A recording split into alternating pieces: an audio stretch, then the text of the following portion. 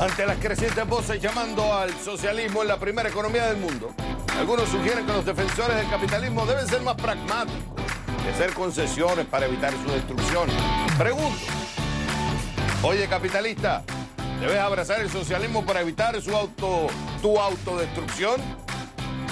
Para eso me voy con Juan Carlos Hidalgo, analista del Instituto Cato desde Washington. Juan Carlos, un gusto tenerte en el programa. Está claro que las voces de descontento del status quo actual están incrementando, especialmente en las nuevas generaciones, que nacieron de un September 11, que nacieron en medio de una crisis económica, que les decían que fueras a la escuela, que vas a ganar más plata y al final están endeudados hasta acá y no encuentran empleo. Entonces hay una realidad de un sector de la población que no está gozando de los beneficios que dicen está generando la economía. Y es por eso se escuchan estas voces cada vez pidiendo un cambio, y entre ellos se empaqueta dentro del socialismo. Y es interesante la columna que tú la leíste en el Financial Times, un escritor opina y dice, oye, la mejor forma de salvar el capitalismo, como se ha hecho anteriormente, es que de alguna forma abracen ciertos elementos del socialismo para que así puedan calmar el descontento que hay, se traiga solución y evitar la autodestrucción del capitalismo. ¿Qué dices tú?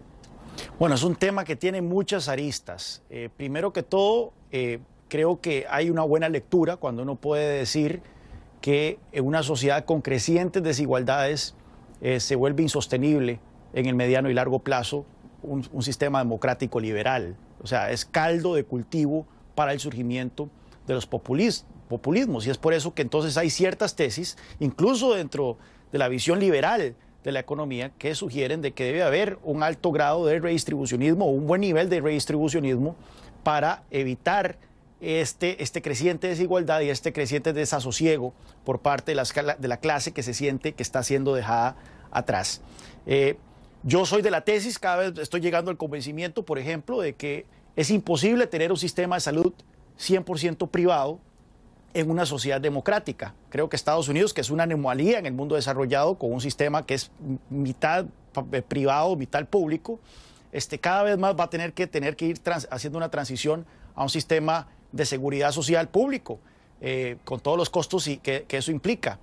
Sin embargo, creo que la tesis de este columnista, que es de mis favoritos del Financial Times, peca en el sentido de dos puntos fundamentales. Primero que todo, una cosa es tener mayores niveles de redistribución dentro de un sistema capitalista y otra cosa es promover políticas que atentan contra los fundamentos neurálgicos del capitalismo. Y hemos visto que las políticas que están proponiendo algunos candidatos demócratas no tienen eco, no tienen réplica en los sistemas que supuestamente quieren replicar, que son los sistemas europeos, particularmente escandinavos, los altos impuestos a las corporaciones, los impuestos a la riqueza, las garantías federales de empleo público, incluso el salario mínimo en muchos países europeos no existe, y mucho menos a los niveles que estos candidatos lo están promoviendo. Entonces, primero que todo, se está hablando de replicar algo que no existe en el otro lado del Atlántico. Y segundo, tiene que tenerse en cuenta también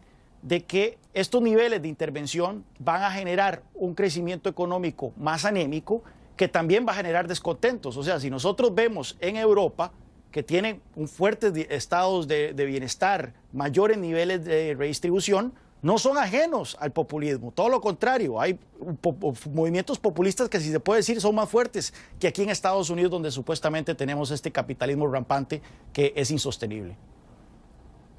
Ahora, ¿por qué entonces, Juan Carlos, cuando yo te escucho, yo veo que tú estás diciendo hay ciertos roles que el Estado debe cumplir? Porque aquí hay como unas definiciones que son un poco arbitrarias. Por ejemplo, que en el capitalismo todo lo maneja el mercado y no existe Estado, lo cual no es cierto, porque el Estado tiene una función de regular, de ser árbitro, de aplicar las leyes, de supervisar que las leyes se estén ejecutando. Pero lo cierto es que en estos periodos que estamos viviendo, ciertas cosas se han abusado. Hay una preocupación con el tema de que oligopolios o poderes en el ámbito tecnológico. Estamos viendo cada vez una discrepancia entre aquellos que ganan más y aquellos que ganan menos. Estamos viendo que una población no está encontrando el trabajo que deseaba, que le dijeron que te endeudaras para que fueras a la universidad, adquirieras un título y al final cuando vas no estás consiguiendo el trabajo deseado.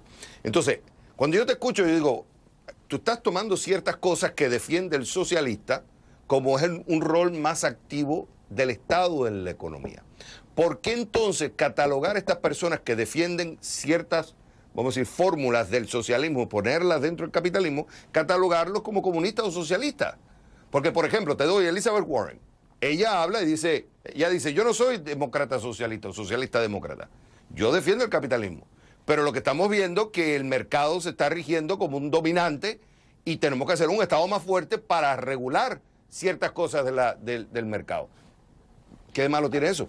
Aquí hay que ver si estamos, como decimos en Costa Rica, poniendo la carreta antes de los bueyes. Ciertamente vemos un aumento de la desigualdad, vemos un mercado cada vez menos competitivo y más concentrado en grandes industrias, y The Economist ha hecho un análisis de la economía estadounidense de los últimos 30 años y encuentra que efectivamente tenemos una economía estadounidense más cartelizada. Vemos entonces también que las minorías, la gente de pocos recursos ve afectada su empleabilidad. Pero entonces el diagnóstico, la solución a partir de este diagnóstico de estos socialistas democráticos o algunas personas dentro del Partido Demócrata es que se requiere más participación del Estado, más intervención, más impuestos, más regulaciones, y no ver si antes más bien son las regulaciones del Estado o la participación del Estado en la economía que está generando este tipo de situaciones. Por ejemplo, ¿cuál es el papel que tienen las licencias ocupacionales en afectar la empleabilidad de la gente más pobre en Estados Unidos?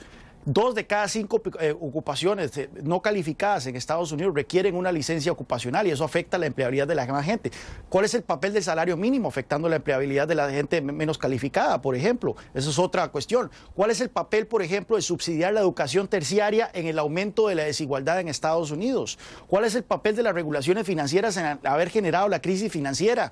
Por ejemplo, los subsidios de Fannie Mae y Freddie Mac, que son 2 empresas con apoyo implícito del Estado que estuvieron en el ojo del huracán de la crisis financiera y de la burbuja inmobiliaria. Nuevamente, tenemos que ver las intervenciones del Estado para ver si ahí está el origen de algunos de estos fenómenos que se pretenden corregir con más intervención supuestamente. O sea que, Juan Carlos, en 10 segundos, y esto lo vamos a seguir discutiendo en el programa, porque estos van a ser tópicos fundamentales en la elección presidencial.